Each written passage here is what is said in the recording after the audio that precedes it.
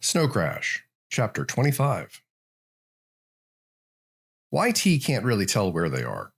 It's clear that they're stuck in traffic, and it's not like this is predictable or anything.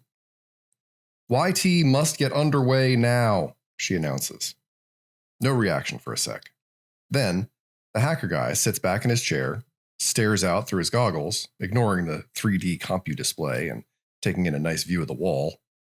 Okay, he says.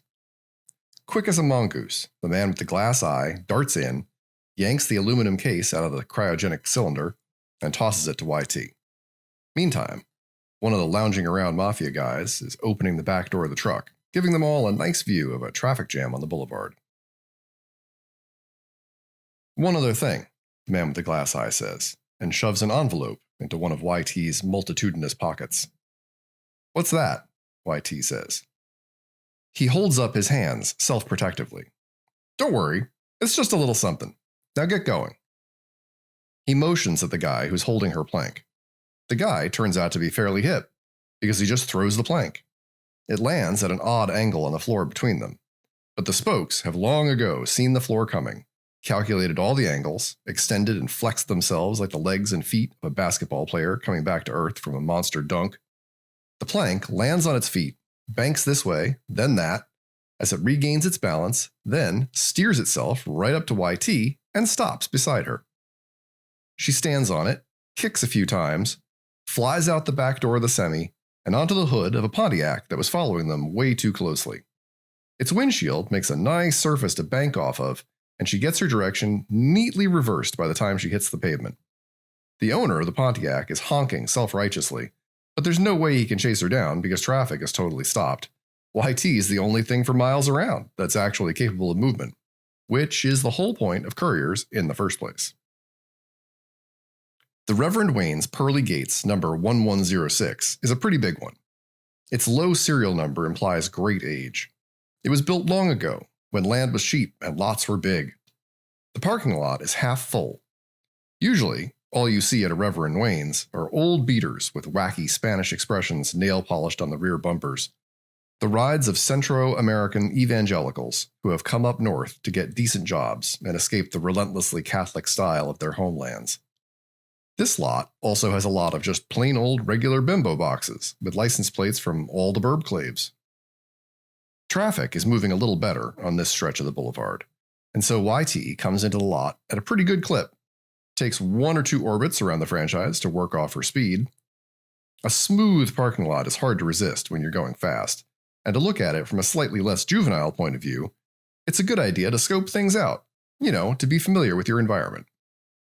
YT learns that this parking lot is linked with that of a chop shop franchise next door. Quote, "We turn any vehicle into cash in minutes," end quote. Which in turn flows into the lot of a neighboring strip mall.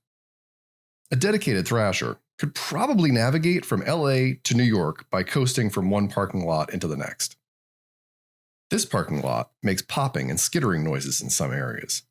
Looking down, she sees that behind the franchise, near the dumpster, the asphalt is strewn with small glass vials, like the one that Squeaky was looking at last night. They are scattered about like cigarette butts behind a bar. When the footpads of her wheels pass over these vials, they tiddlywink out from underneath and skitter across the pavement. People are lined up out the door, waiting to get in. YT jumps the line and goes inside. The front room of the Reverend Wayne's Pearly Gates is, of course, like all the others.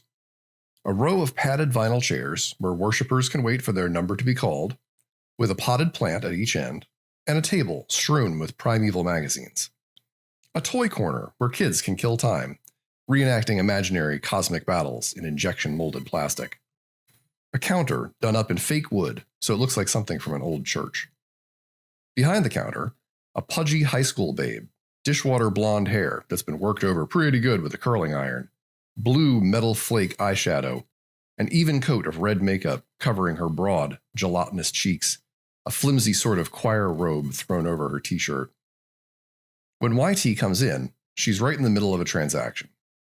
She sees YT right away, but no 3-ring binder anywhere in the world allows you to flag or fail in the middle of a transaction. Stymied, YT sighs and crosses her arms to convey impatience. In any other business establishment, she'd already be raising hell and marching around behind the counter as if she owned the place. But this is a church, damn it. There's a little rack along the front of the counter bearing religious tracts, free for the taking, donation requested. Several slots on the rack are occupied by the Reverend Wayne's famous bestseller, How America Was Saved from Communism, Elvis Shot JFK. She pulls out the envelope that the man with the glass eye stuck into her pocket. It's not thick and soft enough to contain a lot of cash, unfortunately. It contains half a dozen snapshots. All of them feature Uncle Enzo. He's on the broad, flat horseshoe driveway of a large house, larger than any house YT has ever seen with her own two eyes. He's standing on a skateboard, or falling off a skateboard, or coasting slowly, arms splayed wildly out to the sides, chased by nervous security personnel. A piece of paper is wrapped around the pictures. It says, YT, thanks for your help. As you can see from these pictures, I tried to train for this assignment, but it's going to take some practice. Your friend, Uncle Enzo. YT wraps the pictures up just the way they were, puts them back in her pocket, stifles a smile, returns to business matters. The girl in the robe is still performing her transaction behind the counter. The transactee is a stocky Spanish-speaking woman in an orange dress. The girl types some stuff into the computer. The customer snaps her Visa card down on the fake wood altar top. It sounds like a rifle shot. The girl pries the card up using her inch-long fingernails, a dicey and complicated operation that makes YT think of insects climbing out of their egg sacs. Then she performs the sacrament, swiping the card through its electromagnetic slot with a carefully modulated sweep of the arm, as though tearing back a veil, handing over the slip, mumbling that she needs a signature and daytime phone number. She might as well have been speaking Latin, but that's okay, since this customer is familiar with the liturgy and signs and numbers it before the words are fully spoken. Then it just remains for the word from on high. But computers and communications are awfully good these days, and it usually doesn't take longer than a couple of seconds to perform a charge card verification. The little machine beeps out its approval code, heavenly tunes sing out from tinny speakers, and a wide pair of pearlescent doors in the back of the room swing majestically open. Thank you for your donation, the girl says, slurring the words together into a single syllable. The customer stomps toward the double doors, drawn in by hypnotic organ strains. The interior of the chapel is weirdly colored, illuminated partly by fluorescent fixtures wedged into the ceiling, and partly by large colored light boxes that simulate stained glass windows. The largest of these, shaped like a fattened Gothic arch, is bolted to the back wall above the altar and features a blazing trinity: Jesus, Elvis, and the Reverend Wayne. Jesus gets top billing.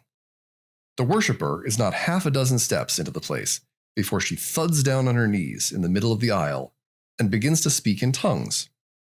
Arya Arya Aya Isa Vid Na Mya Mir Ia Yasa Vid Ana Mir Aya Sar Aya Mya. The doors swing shut again. Just a sec, the girl says, looking at YT a little nervously. She goes around the corner and stands in the middle of the toy area, inadvertently getting the hem of her robe caught up in a Ninja Raft Warrior's battle module, and knocks on the door to the potty. Busy, says a man's voice from the other side of the door. The courier's here, the girl says. I'll be right out, the man says, more quietly. And he really is right out. YT doesn't perceive any waiting time, no zipping up of the fly or washing of the hands. He's wearing a black suit with a clerical collar, pulling a lightweight black robe on over that as he emerges into the toy area, crushing little action figures and fighter aircraft beneath his black shoes. His hair is black and well greased, with individual strands of gray, and he wears wire-rimmed bifocals with a subtle brownish tint. He has very large pores. And by the time he gets close enough that YT can see all of these details, she can also smell him. She smells Old Spice, plus a strong whiff of vomit on his breath. But it's not boozy vomit. Give me that, he says, and yanks the aluminum briefcase from her hand. YT never lets people do that. You have to sign for it, she says.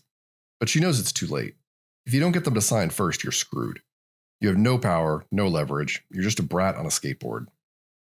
which is why YT never lets people yank deliveries out of her hand. But this guy is a minister, for God's sake. She just didn't reckon on it. He just yanked it out of her hand, and now he runs with it back to his office. I can sign for it, the girl says. She looks scared. More than that, she looks sick. It has to be him personally, YT says. Reverend Dale T. Thorpe. Now she's done being shocked and starting to be pissed, so she just follows him right into his office. You can't go in there, the girl says, but she says it dreamily, sadly, like this whole thing is already half forgotten. YT opens the door. The Reverend Dale T. Thorpe sits at his desk.